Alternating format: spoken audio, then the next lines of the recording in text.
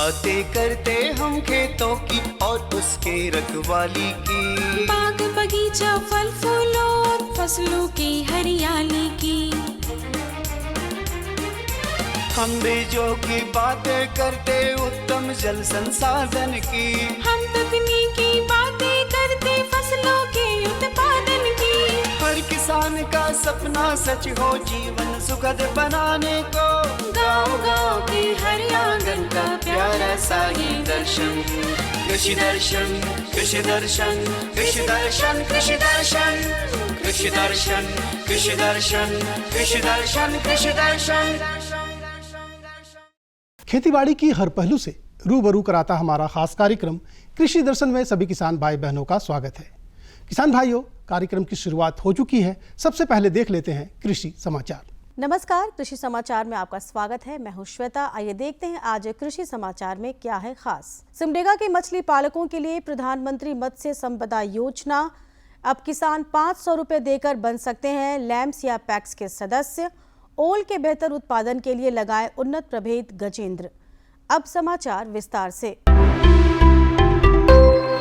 सिमडेगा जिला में मछली पालकों के क्षेत्र में रोजगार उपलब्ध कराने के उद्देश्य से प्रधानमंत्री मत्स्य संपदा योजना चलाई जा रही है। इस योजना के तहत मछली पालन से जुड़ी कुल 47 प्रकार की सुविधाओं के लिए अनुदान उपलब्ध कराया जा रहा है। सिमडेगा के मछली पालक इस योजना से लाभ लेने के लिए जिला मत्स्य कार्यालय में आवेदन दे सकते हैं। झारखंड राज्य सहकारी बैंक लिमिटेड के निदेशक मंडल ने तय किया है कि राज्य में किसान अब 500 रुपए देकर लैम्स या पैक्स के सदस्य बन सकते हैं। पहले 5,500 रुपए देकर सदस्यता मिलती थी। अब 500 रुपए देकर सदस्य बनने वाले किसान यदि लैम्स या पैक्स की चुनावी प्रक्रिया में भाग लेना चाहते हैं तो उन्हें 5,000 रुपए देना होगा। किसान भाइयों, सफेद मशरूम में कुछ ऐसे तत्व पाए जाते हैं जिससे इसे औषधि के रूप में इस्तेमाल किया जाता है। इस कारण बाजार में इसकी अच्छी मांग है।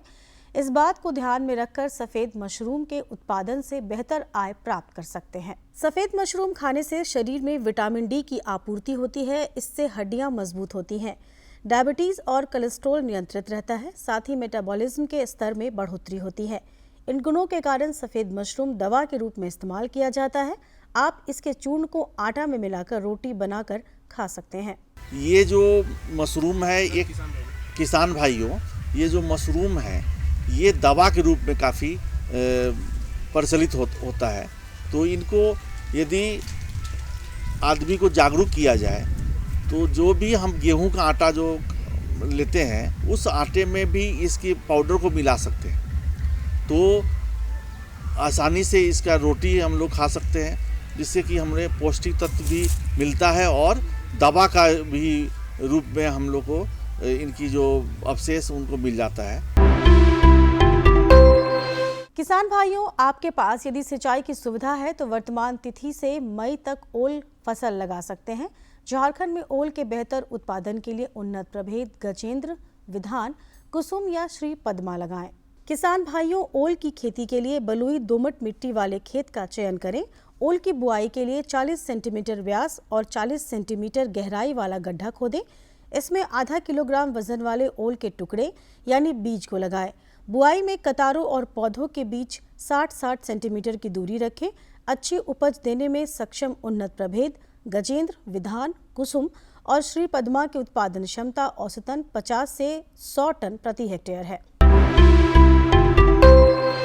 अपने हाथों से मूंगफली का दाना निकालना काफी श्रम साध्य कार्य है और इसमें काफी समय भी लगता है। राज्य के किसान मूंगफली से दाना निकालने के लिए ग्राउंडनट डिकोटिकेटर नामक कृषि यंत्र की सहायता ले सकते हैं। इसकी कार्यक्षमता 5 क्विंटल प्रतिदिन है। आज हम जानेंगे टमाटर फसल में फल छेदक और पत्र छेदक कीटों की रोकथाम कैसे करें। किसान भाई, आप टमाटर फसल की खेती कर रहे हैं तो फल छेदक और पत्र छेदक कीटों के प्रति सावधान रहें। इन कीटों की रोकथाम के लिए 250 किलोग्राम नीम की खल्ली में 20 किलोग्राम डीएपी मिलाकर अपने खेत की मिट्टी में मिला दें। इससे टमाटर फसल में फल और पत्तियों को छेद करने वाले कीट नहीं लगेंगे। और अब एक नजर राज्य के 5 प्रमुख शहरों के मौसम के मिजाज पर। आज राज्य के 5 प्रमुख नगरों के अधिकतम और न्यूनतम तापमान कुछ इस प्रकार दर्ज किए गए। रांची का अधिकतम तापमान 3 सेल्सियस रहा। कृषि समाचार में आज इतना ही। अगले दिन अगले अंक में फिर मिलेंगे कुछ नई जानकारियों के साथ। तब तक ले दीजिए इजाजत। नमस्कार, जोहार। कृषि समाचार में किसान भाई, आपने देखा मौसम का मिजाज, मंडी भाव और कृषि जगत में क्या कुछ नया हुआ है उसके बारे में जानकारी ली। हम जानकारी देंगे, उससे पहले छोटा सा विराम, कहीं मत जाइएगा क्योंकि विराम में भी आपके लिए संदेश। भारत सरकार का हर प्रयास किसानों को दे रहा है एक नई आस। देश के किसानों की खुशहाली और उन्हें आत्मनिर्भर बनाने के लिए भारत सरकार समर्पित है। प्रधानमंत्री श्री नरेंद्र मोदी जी के नेतृत्व में कृषि क्षेत्र में किए गए निरंतर प्रयासों के फलस्वरूप देश खाद्यान्न व बागवानी के क्षेत्र में आत्मनिर्भर हो चुका है और देश में दलहन का उत्पादन भी बढ़ा है। इसी तरह भारत सरकार ने खाद्य तेलों के उत्पादन को बढ़ाने के भी अनेक प्रयास किए हैं।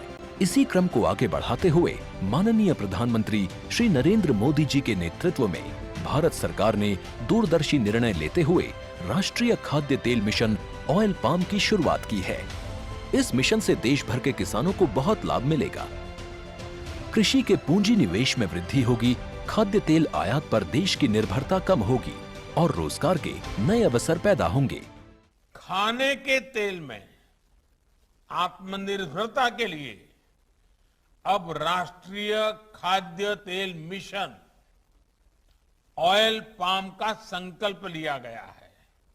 इससे किसानों को तो सीधा लाभ होगा ही, गरीब और मध्यम वर्ग के परिवारों को सस्ता और अच्छी क्वालिटी का तेल भी मिलेगा। यही नहीं, ये मिशन बड़े स्तर पर रोजगार का निर्माण करेगा। इस मिशन के अंतर्गत ऑयल पाम का रकबा और पैदावार बढ़ाने पर जोर देने के लिए सरकार ने 11,000 करोड़ रुपए से अधिक की सहायता राशि निर्धारित की है। मिशन के तहत सरकार ने ऑयल पाम की खेती के लिए रोपण आदि की सहायता में बढ़ोतरी करते हुए पहले मिलने वाले 12,000 रुपए प्रति हेक्टेयर को बढ़ाकर 29,000 रुपए प्रति हेक्टेयर तक कर दिया है। ऑयल पाम के पुराने बागों के पुनरुद्धार के लिए 250 रुपए प्रति पौधा के हिसाब से विशेष सहायता दी जा रही है। पौधारोपण सामग्री की कमी दूर करने और बीजों की पैदावार करने वाले बागों को भी सहायता दी जाएगी। इसके तहत 15 हेक्टेयर ऑयल पाम उद्यान के लिए 80 लाख रुपए तक की सहायता राशि दी जाएगी। इसके अलावा नर्सरी विकास के लिए 40 लाख रुपए तक तय किए गए हैं। पूर्वोत्तर और अंडमान राज्यों के लिए विशेष सहायता का भी प्रावधान है। ऑयल पाम के किसान ताजे फलों के गुच्छे यानी FFB का उत्पादन करते हैं, जिनकी वर्तमान में कीमतें अंतर्राष्ट्रीय मूल्यों में उतार चढ़ाव के आधार पर तय होती हैं। पहली बार केंद्र सरकार ताजे फलों के गुच्छे की कीमत के लिए किसानों को आश्वासन दे रही है।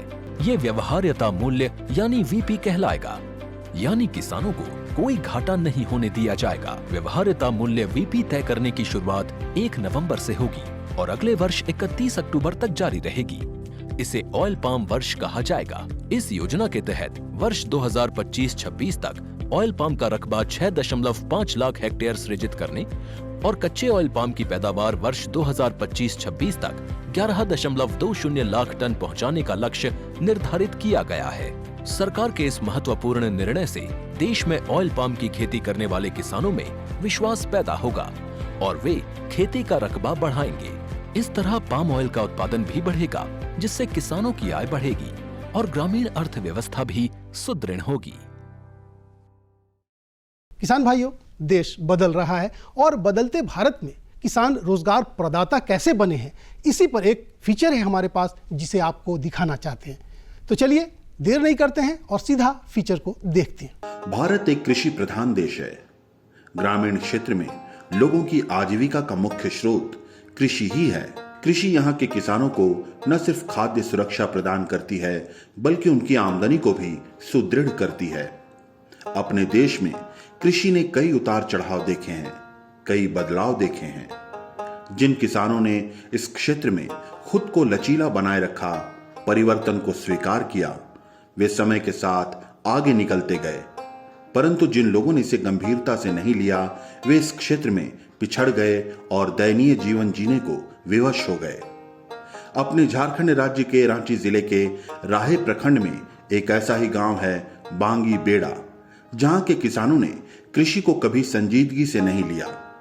इन लोगों ने यहाँ मौजूद प्राकृतिक संसाधनों का न तो कभी फायदा उठाया और न ही अपनी कृषि में तकनीकों का समावेश किया। पारंपरिक और रासायनिक खेती में उलझकर इन लोगों ने अपनी भूमि को अनुपजाऊ बना दिया और अपनी आमदनी घटा ली। ऐसी परिस्थिति से गुजर रहे इस गांव में नई अवधारणाओं के साथ नवल किशोर कच्छप तथा सोहन महतो जैसे किसानों ने कदम रखा। इन लोगों ने यहाँ के किसानों की 50 एकड़ भूमि को लीज पर लिया, फिर उसी भूमि पर आधुनिक खेती कर यहाँ के किसानों के सामने सफल कृषि का उदाहरण स्थापित किया।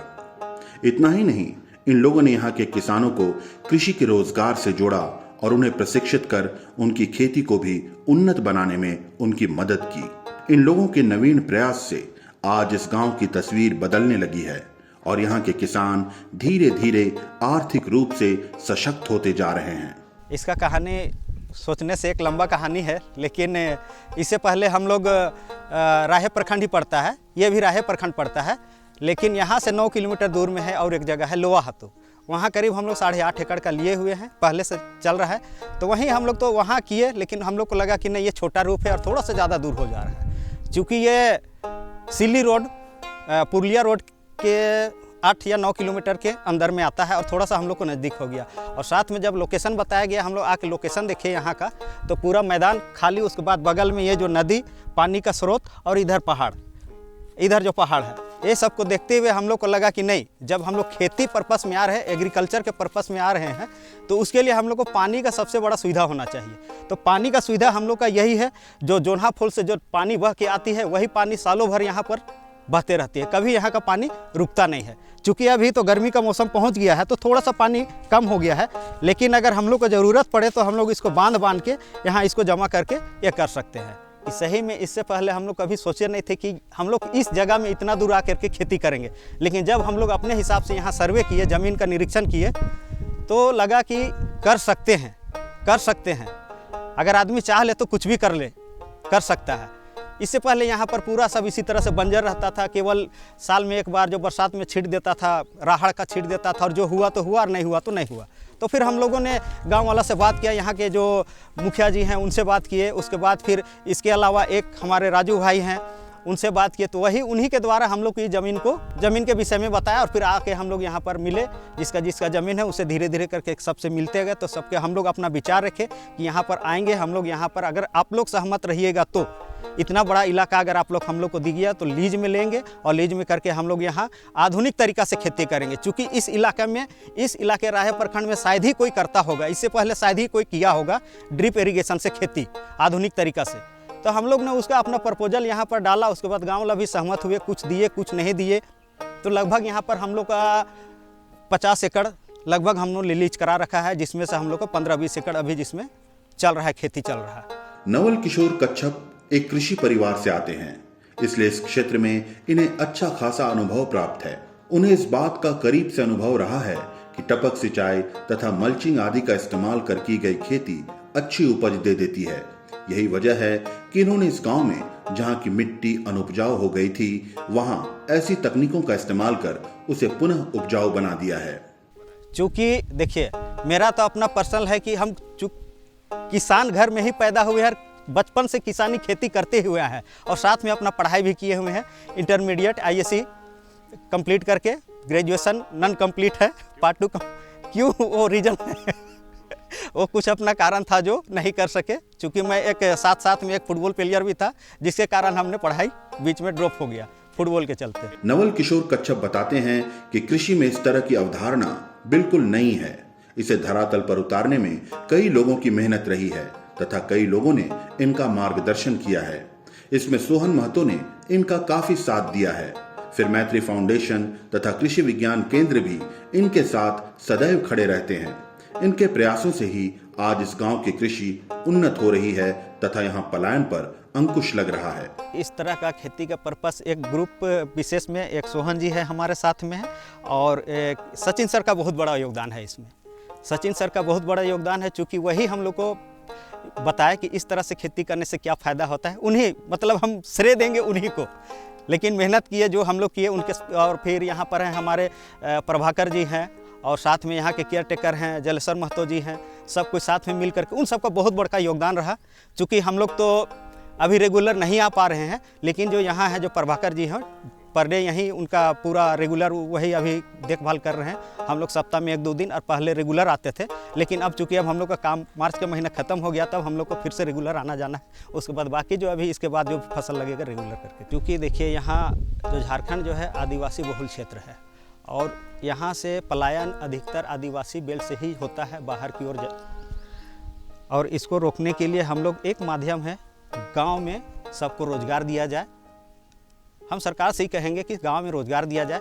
हालांकि सरकार की तरफ से भी बहुत सारी योजनाएं आती हैं, लेकिन इसको जमीनी स्तर पर नहीं पहुंच पाता है। आज खेती में यदि आधुनिक तकनीकों का समावेश किया जाए तो इसमें बड़ी संभावनाएं हैं।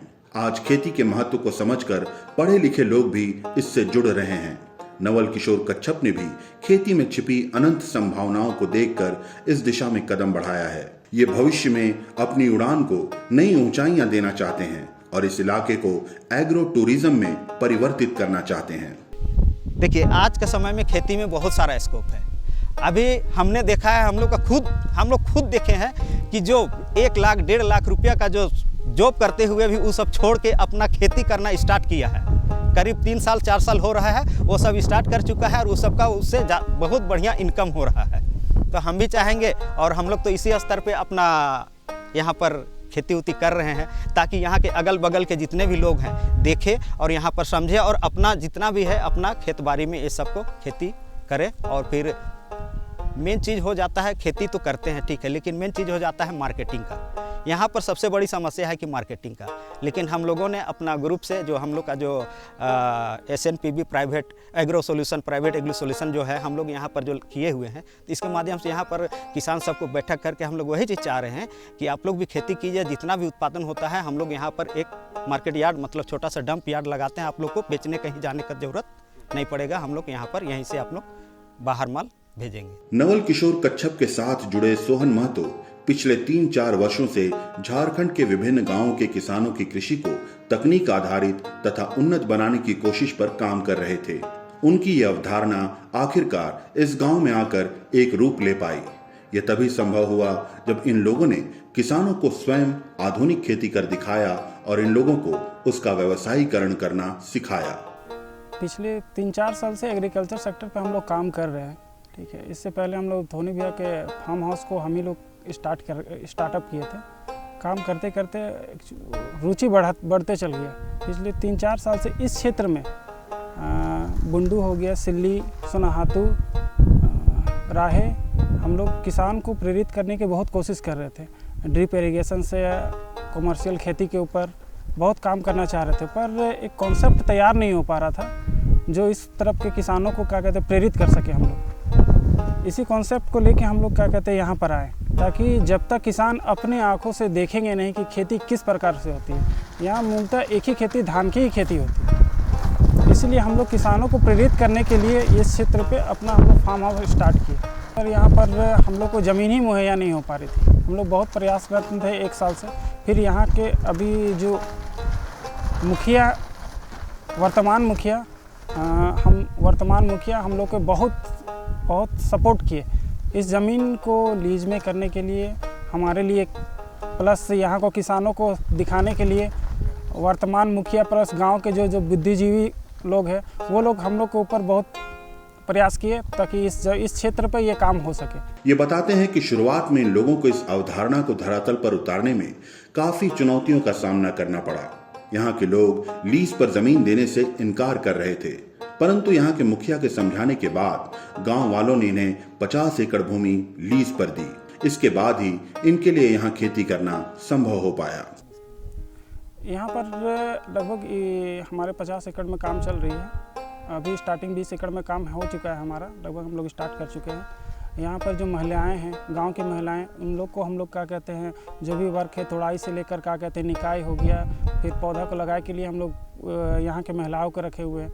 फिर हम लोग एक परमानेंट अपने लिए लड़के लोग हम लोग रखे हुए हैं जो यहाँ पर कम से कम 8 से 10 लड़के रहते हैं जो कम्प्लीटली वर्क को देखते हैं। अंदर से संतुष्टि तो बहुत मिलती है इसमें, एक मन बहुत ही प्रसन्न होता है देख के भी, और एक कंपटीशन और लगता है कि हाँ और हम लोग करें और बड़ा स्तर से करें, क्योंकि सपोर्ट हमारे जितने भी आसपास के हैं और इस वर्क में, इस फील्ड में, एग्रीकल्चर फील्ड में और भी रांची में जितने कोई काम कर रहे हैं, वो संस्था हो चाहे क्या कहते हैं कंपनी हो, सारा कोई का सपोर्ट हम लोग को मिलता है सर। ये लोग यहाँ के युवा किसानों को, जिनके पास अपनी जमीन है, उन्हें भी तकनीक आधारित खेती करने में उनकी मदद कर रहे हैं ताकि उनकी आमदनी बढ़े और यहाँ की खेती वृहत रूप ले सके।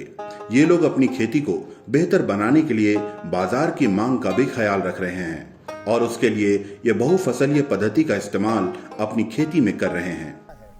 अभी तो हम लोग वेजिटेबल प्रोडक्शन पे ही कर रहे हैं, इसके बाद हम लोग क्या कहते हैं नर्सरी पे जाएंगे। अभी हमारे क्या कहते हैं फार्म में 10 लोग एकदम परमानेंट है, उसके बाद लेडीज़ लोग 5 से लेकर 30 तक जैसा आवश्यकता पड़ता है उस प्रकार से, तो 5 फिक्स पर डे आना ही आना है और 30 तक हम लोग जाते हैं। अभी तो स्टार्टिंग है, अभी हम लोग ज़मीन नहीं बना पाए हैं। एक्चुअली हम लोग ये ऑर्गेनिक बेसिस पे ले जाना चाह रहे हैं इसको, और होम डिले ऑर्गेनिक पे इसलिए कि सर बाज़ार में अभी जितने भी है केमिकल ही जा रही है, और इसको हम लोग सोच रहे हैं कि ऑर्गेनिक पे ले जाके होम डिलीवरी तक ले जाए। जो भी अच्छे मतलब परिवार के हैं, इसके बारे में विशेषता हम लोग बताते हुए जा रहे हैं और रुचि भी कर रहे हैं आदमी लोग। जो टेस्ट हम लोग के फार्म का है वो शायद मार्केट में जितना भी प्रोडक्शन हो रहा है अभी मार्केट में जा रहा है उसमें वो टेस्ट नहीं है, तो हम लोग होम डिलीवरी भी प्रोवाइड करते चल जा रहे हैं कि फैमिली सबको डायरेक्ट बाज़ार से छोड़ के उसमें, ताकि एक रेट का अनुपात भी हम लोग को मिल सके। यहाँ सर पिछले विगत मुझे लगते हैं 40 से 50 साल पहले तक यहाँ पर खेती एकदम नाम मात्र की हो रही है। राहड़ और एक सुरगुजा होती है, ठीक है, उसी पे खेती हो रही है। चूँकि यूरिया का बहुत अधिक मात्रा में उपयोग करने से ये ज़मीन डेड हो चुकी है, तो हम अब इसको क्या कहते हैं जैविक रूप से और थोड़ा उपजाऊ बनाने के लिए हम लोग प्रति एकड़ 15 ट्रैक्टर के हिसाब से गोबर डाल के हम लोग इसको कॉन्सेप्ट को आगे बढ़ा रहे हैं, ताकि 2-3 साल के बाद ये फुल्ली ऑर्गेनिक मोड में आ जाए हमारा। अभी ये लोग यहाँ मुख्यतः सब्जी की खेती कर रहे हैं। इनका इरादा इसकी नर्सरी लगाने का भी है। आज इनकी इस खेती से गांव के वैसे लोग भी लाभान्वित हो रहे हैं जिन्हें रोजगार की सख्त जरूरत थी। आज इस गांव की महिला तथा पुरुष दोनों ही इनकी खेती में हाथ बटा रहे हैं और उससे आमदनी प्राप्त कर रहे हैं। ये लोग इनके सहयोग से अब यहाँ की खेती में जैविक खेती का भी समावेश कर रहे हैं। अगर कॉमर्शियल खेती कर रहे हैं तो ट्रेनिंग बहुत ही जरूरी है। इसके बिना विदाउट ट्रेनिंग का आपका लगभग 90% फेलियर होने का चांस हो जाता है, क्योंकि वो बड़ा स्तर में जाएंगे। अभी तक वो क्या कहते हैं 20 डिसमिल 50 डिसमिल एक छोटा सा एरिया में ही कवर कर रहे हैं, ठीक है, उनके लिए वो ठीक है। मगर जब वो लार्ज स्तर में आएंगे तो फिर कॉमर्शियल में आएंगे तो उनको ट्रेनिंग की आवश्यकता पड़ेगी, चाहे किट हम लोग भी किए। सोहन महतो का मानना है कि किसी भी क्षेत्र में सफलता प्राप्त करने के लिए उस क्षेत्र का ज्ञान होना अति आवश्यक है। यही वजह है कि इन्होंने कृषि को व्यावसायिक रूप देने के लिए इसका प्रशिक्षण कृषि विज्ञान केंद्र दिव्यांग से हासिल किया। हो रहा है सर, इस बात पे इम्पैक्ट हुआ बहुत सारे किसान को, लगभग हमको लगता है 20 किसान को हम लोग खुद इससे जोड़े हैं, ठीक है। प्लस यहाँ पर खेती को और बढ़ावा देने के लिए, चूँकि यहाँ से दूरी मंडी की बहुत दूरी है, या तो सिल्ली मंडी है और बुंडू, दोनों 20 किलोमीटर पड़ती है। इसलिए हम लोग यहाँ पर क्या कहते हैं छोटे किसान जो अपने घर के आसपास 10-20 डिसमिल में खेती कर रहे हैं, उनको खेती को बढ़ावा देने के लिए सीड भी मुहैया करवा रहे हैं, उसके किट के बारे में बता भी रहे हैं, प्लस उसका जो प्रोडक्शन हो रहा है उसको हमारे फार्म में लाकर बाजार तक ले जाने हम लोग मुहैया करवा रहे हैं, जिससे किसान और जागृत हो रहे हैं। आज इनकी कृषि के इस प्रारूप को अपनाने का फायदा गांव के अन्य किसानों को भी मिल रहा है। आज यहाँ के ज्यादा से ज्यादा किसान खेती से जुड़ रहे हैं और तकनीकों में परिवर्तन कर उसे उन्नत बना रहे हैं। इससे सोहन महतो के मन में संतुष्टि और प्रसन्नता का भाव उत्पन्न हो रहा है। 1 साल होले यार, पहले शुरुआत हमरे खाली गढ़ा गिना पाइप बिछाए रही और उकर बादे फिर पाइप बिछाल बादे फिर ढीप गिला बनले और उकर बादे फिर ढीप गिला बन के फिर प्लास्टिक बिछा ली, उकर बादे छेद कर ली और उकर बादे बीज के रोपली और उकर बाद घास होले न घास के निकाली। पहले तो हमरे राहेड़ बुनत रही, ओकर 1 साले राहेड़ बुनी, फिर दूसरा साले गुंजा बुनी। कृषि में अनेकों संभावनाएं मौजूद हैं। इसमें सफलता के लिए आवश्यक है समय के साथ चलने की। बांगी बेड़ा ग्राम में जिस तरह से नवल किशोर कच्छप तथा सोहन महतो ने दम तोड़ती जमीन को तकनीकों के माध्यम से कृषि योग्य बनाया है, वो इनकी जागरूकता का ही प्रमाण है। इन लोगों ने न सिर्फ यहाँ की कृषि बदली है, बल्कि इस क्षेत्र में रोजगार का सृजन कर लोगों के लिए रोजगार प्रदाता भी बन गए हैं। इनके प्रयासों से इस गांव की तस्वीर बदल रही है और इसे एक नई दिशा मिल रही है। तो किसान भाइयों, देखा कि किस तरह से किसानों ने अपनी हिम्मत से, अपनी लगन से और जागरूकता के साथ ये कर दिखाया है, और आप भी ऐसा कर सकते हैं अगर इनकी की तरह आप भी काम करें तो। फिलहाल आज के लिए इतना ही, दीजिए इजाजत, लेकिन जाने से पहले आप हमारा पता जरूर लिख डालिए। हमारा पता है कार्यक्रम कृषि दर्शन, कृषि प्रकोष्ठ द्वारा केंद्र निदेशक, दूरदर्शन केंद्र, रातू रोड, रांची, पिन संख्या 834001। तो हमें रहेगा बेसब्री से आपके खतों का इंतजार। तब तक के लिए दीजिए इजाजत। नमस्कार।